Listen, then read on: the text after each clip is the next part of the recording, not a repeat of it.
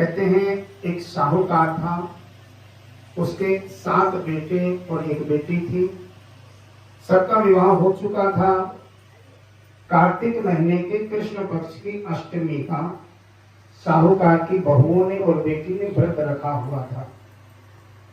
और पहले मकान कच्चे हुआ करते थे, मिट्टी ला करके मकान को लीपा जाता था, माटी और गाय का गोबर मिला करके अहोई चीती जाती थी, बनाई जाती थी और बहुत सुंदर सुंदर आकृति उसमें बनाई जाती थी। तो ये साहूकार की बहुएं और बेटी माटी लेने के लिए खदान में गई। ये जो इनकी ननद है बहुत लाडली है, इनकी आगे आगे रहती है, सारे काम खुद करती है। ये जब खदान में गई तो ये ननद इनकी माटी खोदने लगी और जैसे इसने कुदाली मारी माटी में तो वहां पे एक श्याऊ माता रहती थी, उसके बच्चे थे। उस कुदाली के लगने से उसके बच्चे मर गए। श्याऊ माता आ गई, कुदाली में खून लगा देखा तो बहुत क्रोध करने लगी और कहने लगी तूने मेरे बच्चों को मार दिया, मैं भी तुझे अपने बच्चों के लिए रुलाऊंगी। तूने मुझे बच्चों का दर्द दिया है ना, तो मैं भी तुझे तेरे बच्चों का दर्द दूंगी, मैं तेरी कोख बांधूंगी। अब वो घबरा गई, उसने अपनी भाभियों की ओर देखा, बड़ी भाभी से कहा कि मेरे बदले आप अपनी कोख बंधवा लो। बड़ी भाभी ने मना कर दिया, एक एक करके 6 भाभियों ने मना कर दिया, लेकिन जो सबसे छोटी भाभी है वो बहुत प्यार करती है अपनी ननद से। उसने कहा तू चिंता मत कर, मैं बंधवा लेती हूँ अपनी कोख। और श्याऊ माता ने साहूकार की छोटी बहू की कोख को बांध दिया। धीरे धीरे समय बीतता गया, साहूकार की बहू के यहाँ बेटा हुआ और 7 दिन के बाद में वो बेटा खत्म हो गया। और ऐसे एक एक करके 7 बेटे उसके खत्म हुए। अब तो बहुत रोती, जब भी कार्तिक कृष्ण पक्ष की अष्टमी आती है उस दिन तो बहुत ज्यादा रोती है। उसने बड़े बूढ़ों से पूछा, विद्वानों से पूछा, मैं क्या करूं मुझे बेटों का सुख मिले। विद्वानों ने कहा कि बेटी, पास में जंगल में एक सुरही गाय रहती है, लंगड़ी गाय, और वो श्याऊ माता की सहेली है, दोनों बहनों की तरह रहती हैं ये। यदि उस लंगड़ी गाय ने चाह लिया तो वो तेरी कोख खुलवा सकती है, उसको खुश कर।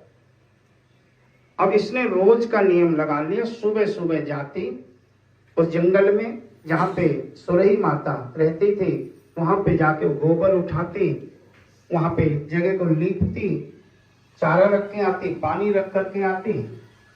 गौ माता सोचने लगी कौन है जो सुबह सुबह आकर कितना सब करके जाता है, सफाई भी करके जाता है, मेरे लिए पानी रख जाता है, मेरे लिए चारा रख जाता है, बिना मतलब के बिना स्वार्थ के, तो कोई राम नाम भी नहीं करता और कोई मेरी इतनी सेवा कर रहा है, मैं देखूंगी कौन आता है।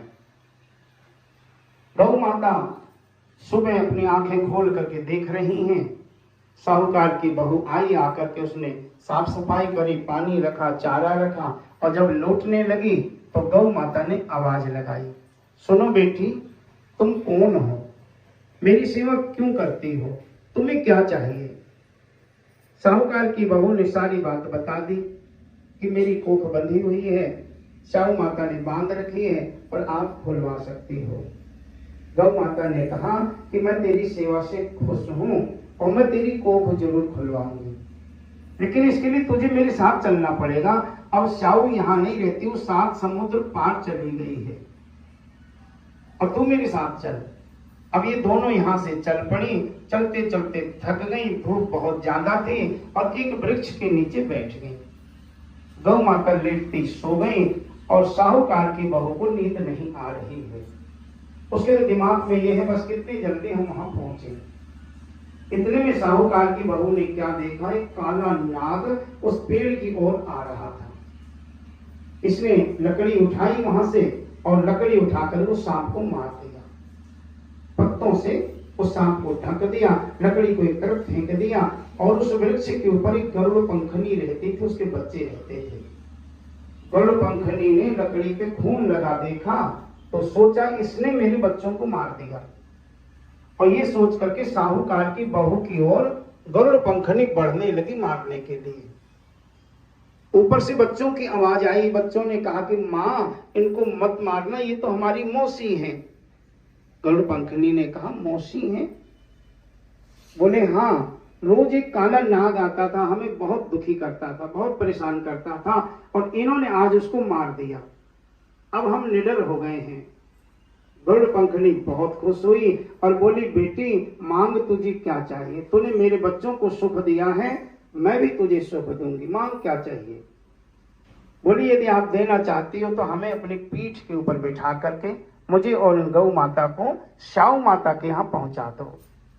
गरुड़ पंखनी ने कहा बैठो, और ये शाऊ माता के पास में ले गई। गौ माता और शाऊ माता दोनों जब मिली तो बहुत खुश हुई। बचपन की सहेली हैं और वर्षों बाद मिल रही हैं, एक दूसरे के हाल चाल पूछने लगी।